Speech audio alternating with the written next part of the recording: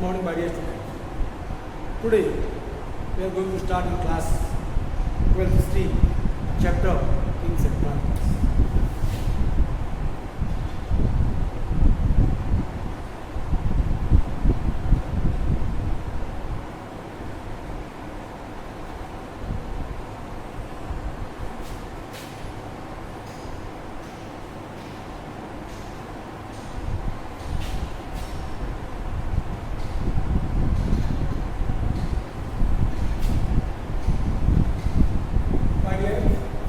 Today we will try to understand topic the Ideal Kingdom.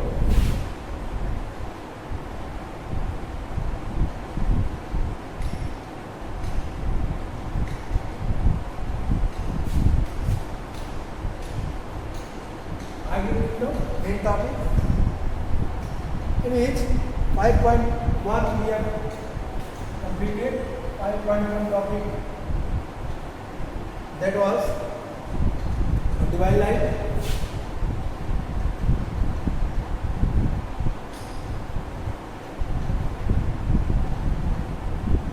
Divine light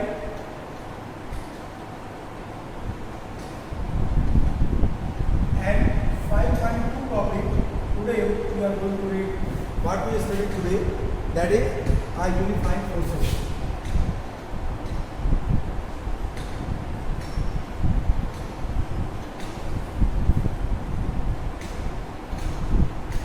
Unifying forces. My dear, I hope you have remembered my previous class and the previous video which was uploaded by me yesterday.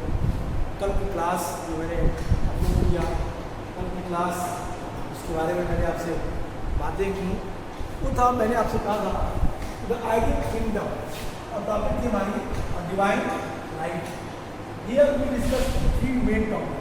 First topic, that was first point, that was the Mongol king Ramkumar. Second point is that Sihabuddin Sohrawardi, Farrezdi,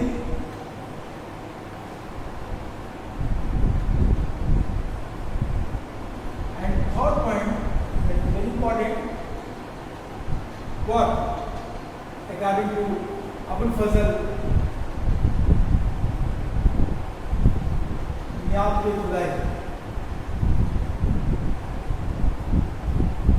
Sahib Jamana,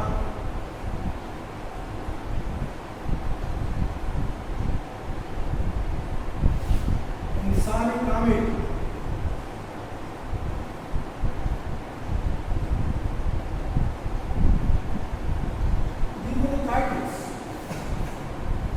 that was given by Abul Fazl Akbar. Akbar को उन्होंने titles दिया.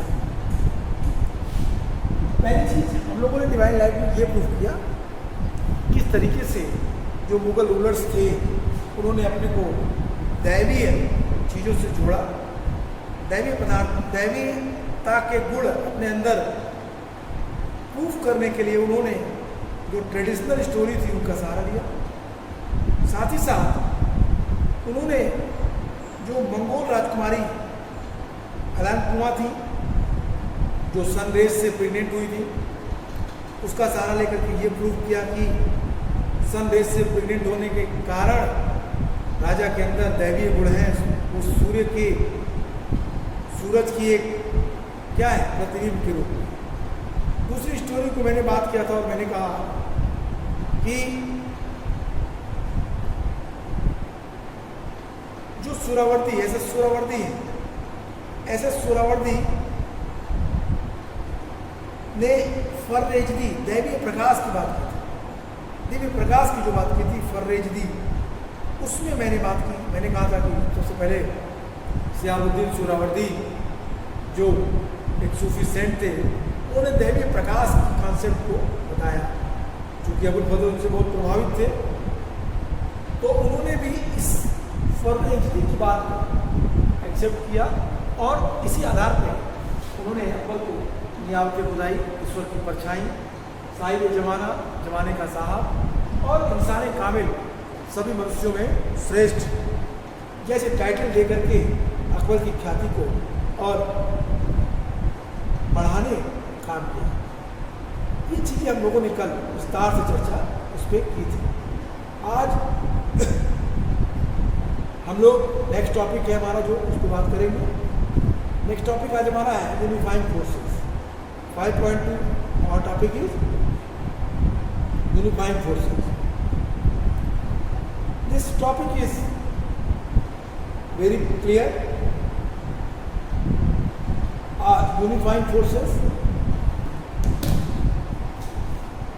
it means a policy that was implemented or that was introduced by Akbar, that was Sulh-e-Kul. Sulh-e-Kul, it means secular policy.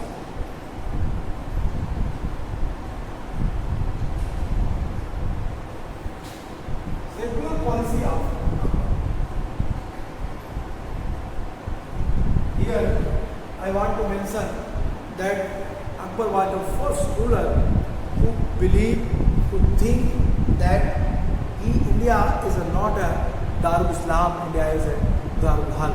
It means in my regime there were not only one community Islam but also the other communities living here.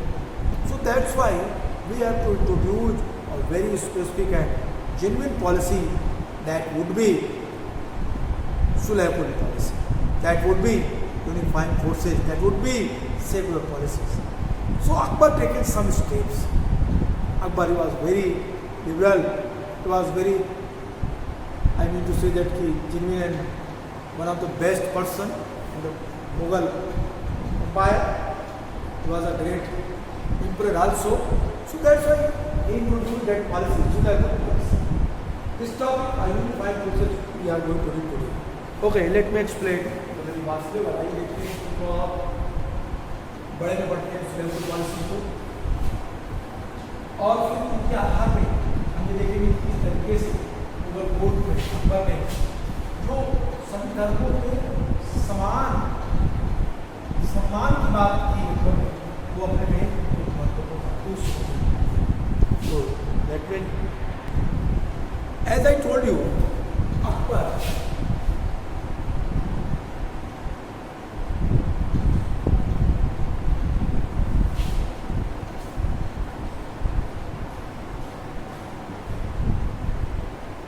he was a great emperor in 4 Mughal dynasties. Akbar the Great. Why? Because the policy was very important. Policies क्या थी इसकी?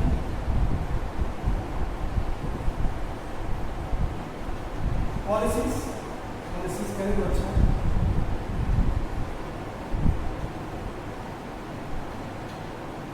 Policies क्या थी? जैसे first 1562 abolish slavery. 1563 abolish ignorance tax.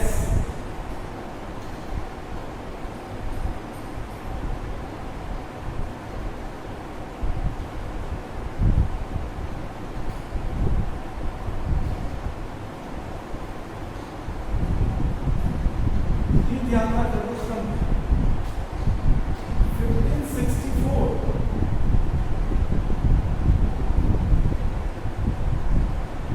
ये सब area में है, कंफ्यूज मत होइए।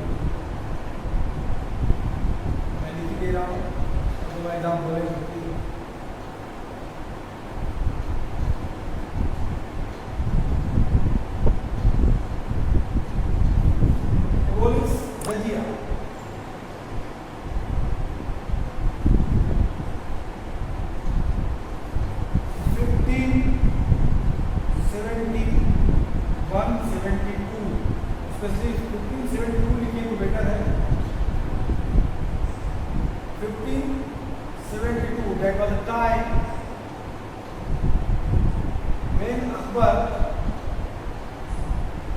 constructed बुलंद दरवाजा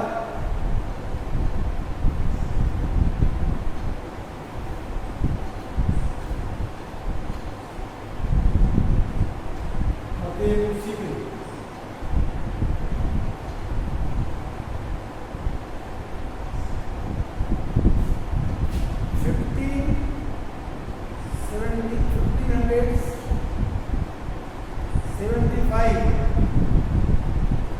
इबादत Khan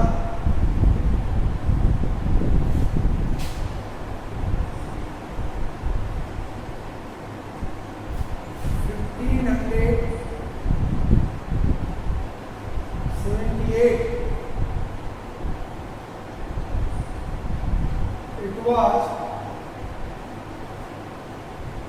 open for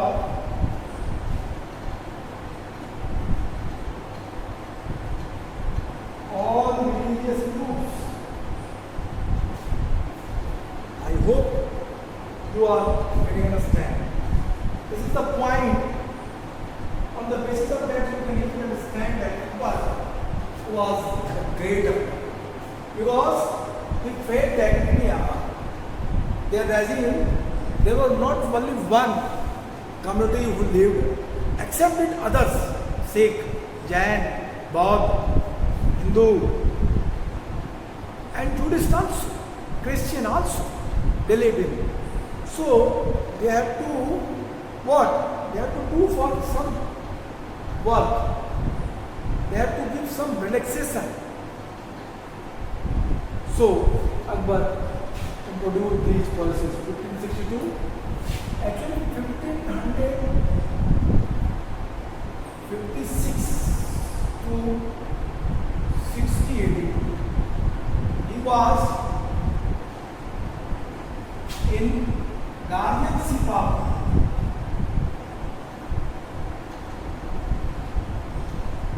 Baron.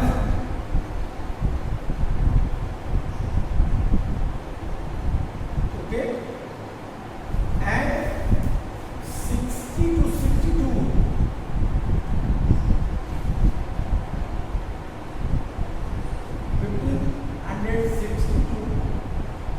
62, he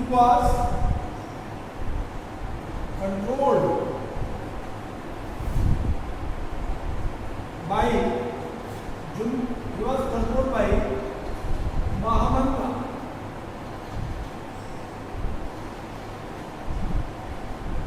Okay, but after 62, he taken step, he taken decision freely, स्वतंत्रता पूर्वक। अब 1562 तक आते आते वो अपने निर्णयों को लेने के लिए सक्षम, और यहीं से पूरी की पूरी पॉलिसी उसमें 1556 में बैटल ऑफ पानीपत हुआ। 1556 को बैटल ऑफ पानीपत में अकबर ने हेमू को पराजित किया। हेमू को हराने के बाद 1556 to 60 तक अकबर बैरम खान के गार्जियनशिप में शासक बना। 4 सालों तक 1560 तक वो बैरम खान के कुशल नेतृत्व में अपने शासन को चलाया, और फिर 1560 के बाद बैरम खान का पतन हुआ, और उसके बाद 1560 to 62 जो नगर की, जो महल की, हरम की जो महिलाएं थी अकबर उनके प्रभाव में रहा। महामंगा जो उनकी धायमा थी, फोस्टर मदर कह सकते हैं, उनकी फोस्टर मदर थी, धायमा थी, उनको प्राइम मिनिस्टर अपॉइंट किया गया, और 2 सालों तक वो उनके अंडर में उनसे वध कर दिया। फिर अकबर ने 1562 में स्वतंत्र शासक की तरह से नीतियों को अपने खुद डिसीजन लेना शुरू किया। 1562 एबोलिश स्लेवरी, पहली बार उसने 1562 में दास प्रथा का अंत हुआ। 1563 there was a time when he abolished the pilgrimage tax, तीर्थ यात्रा कर हिंदुओं को अपने धार्मिक तीर्थाटन पे करने के लिए तीर्थ यात्रा कर देना पड़ता था, टैक्स देना पड़ता था। ये तीर्थ यात्रा कर जो थी उस पर अभी पिलग्रिमेज टैक्स पे अकबर ने रोक लगा दी। हिंदुओं को उनके धार्मिक स्थलों पर जाने से अब कोई भी धार्मिक कर नहीं देना पड़ेगा। 1564 तक आते आते उसमें हिंदुओं के ऊपर लगने वाला जजिया टैक्स, आप पढ़ेंगे तो जिजिया बुक में लिखा होगा, मैंने प्रोनाउंसिएशन के आधार पर उसको जजिया लिख दिया है, आपको आसानी होगी इसमें। जजिया टैक्स को उसने एबॉलिश कर दिया, खत्म कर दिया। जजिया टैक्स क्या था? What was jizya tax? Jizya tax that was just like a protection tax which was imposed by Mughal rulers or Muslim rulers. In the starting time it was protection tax, but after some time gradually he changed its shape and it became the religious tax. Those who not follow the Islam, they had to pay the jizya tax. Okay? तो jizya tax को 1564 में खत्म कर दिया। 1572 after the conquer of the Gujarat, Akbar constructed Buland Darwaza and Fatehpur Sikri as a memorandum. Okay? And in Fatehpur Sikri, 1575, he established Ibadat Khana. In the Ibadat Khana, in the starting time, Ibadat Khana only for the Muslims. Ibadat Khane में दो लोग उस समय के सबसे महत्वपूर्ण जो लोग थे फतेहपुर सीकरी में, वो वहाँ पे धार्मिक मैटर पे चर्चाएं करते थे। ओके, दो लोगों के नाम आपके बुक में, अगर आप बुक पढ़ेंगे उसमें ऐसा दिया तो नहीं है, लेकिन फिर भी मैं बता देता हूँ। दो धार्मिक गुरु थे जिनको अकबर ने छूट दी थी, और लोग मुस्लिम के सभी विद्वान वहाँ के धर्म पे चर्चाएं करते थे। अकबर ने भी चर्चाएं की, लेकिन बाद में अकबर को लगा कि कहीं ना कहीं ऐसा है कि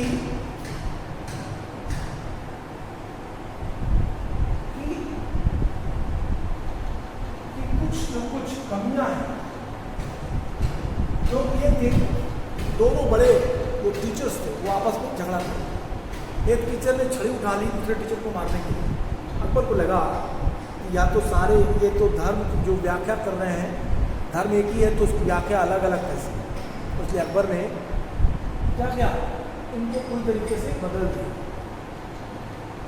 अकबर ने इबादत खाना सभी के लिए खोल दिया। 1577 के लास्ट और 78 की शुरुआत में इबादत खाना सभी धर्मों के लोगों के लिए खोल दी गई, और यहीं पे कई सारे धर्म के लोग आए। जैसे कौन कौन लोग आए, मैं यहाँ लिख रहा हूँ।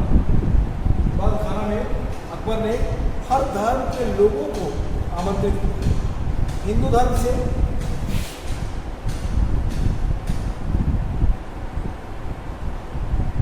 देवी एंड पुरुषोत्तम,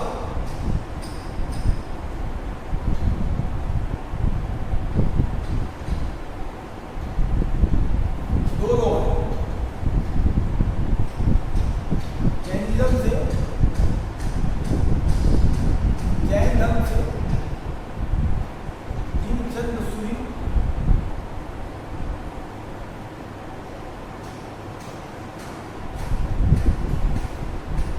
और कुछ नाम है, जैसे अगर आप देखेंगे तो हरिविजय सूरी और जिनचंद्र सूरी।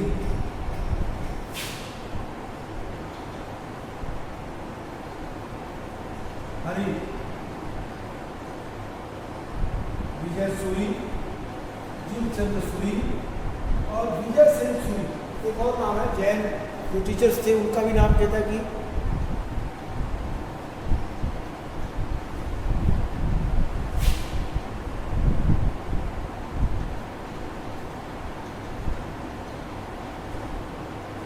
विजय सेन सूरी।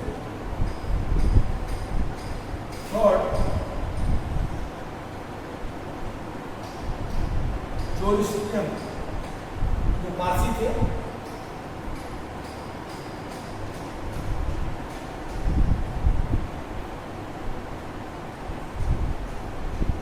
दस्तूर जी,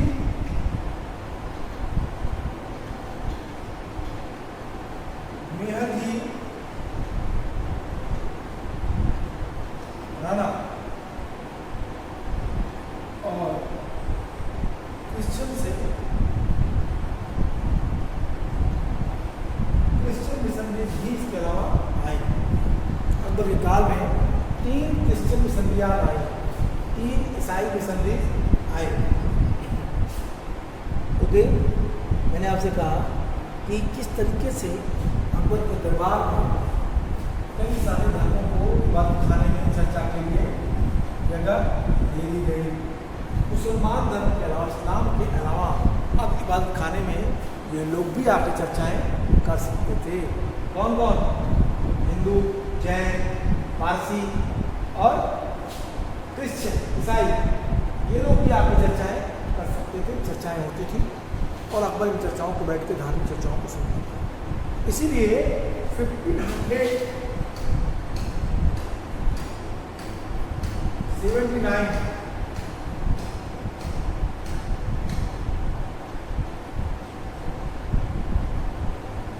मजहरनामा जारी किया अकबर। अकबर का मजहरनामा शेख मुबारक ने तैयार किया।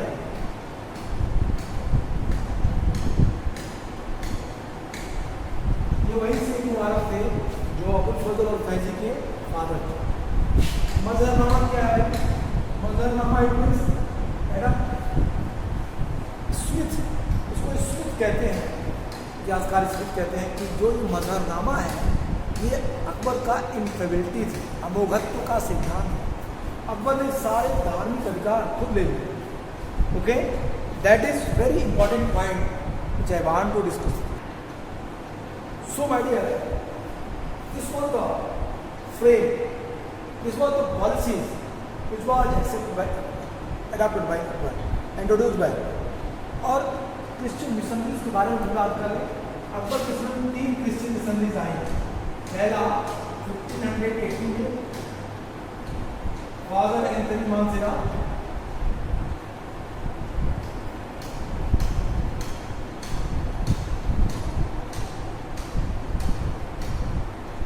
उनके साथ 2 और लोग थे।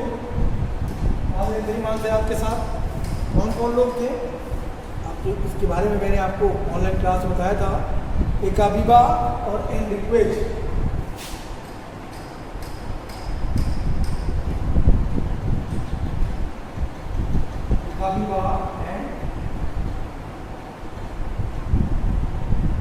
and liquid.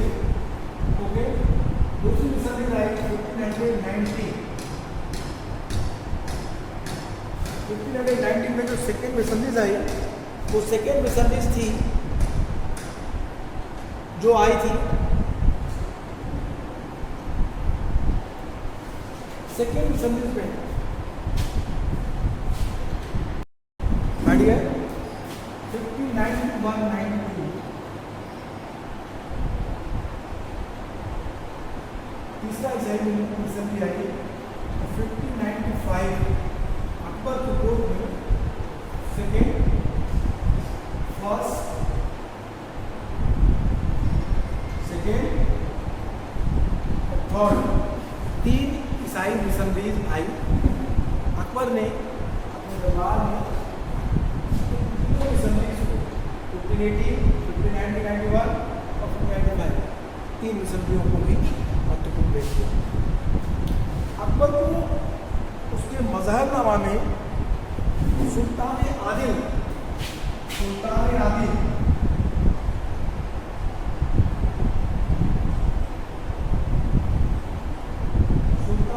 की उपाधि, याद रखिएगा मैंने आपसे कहा था नियामत खुदाई, इस्लामिक रूलर्स को स्पेशली बलबन के समय से ही कॉन्सेप्ट आया कि वो नियामत खुदाई सब की परछाई वाली टाइप लेते थे।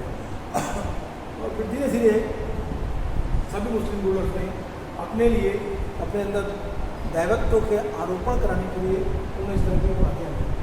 सुल्तान आदिल मजहरनामा में अकबर को सुल्तान आदिल कहा गया। यहीं पे अकबर ने अमीरुल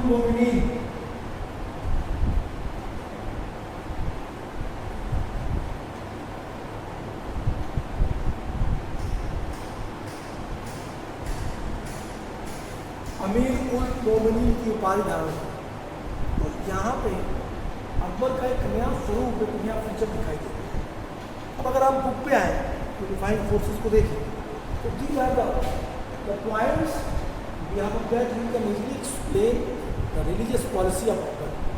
Again I am saying that should have been policy, this is called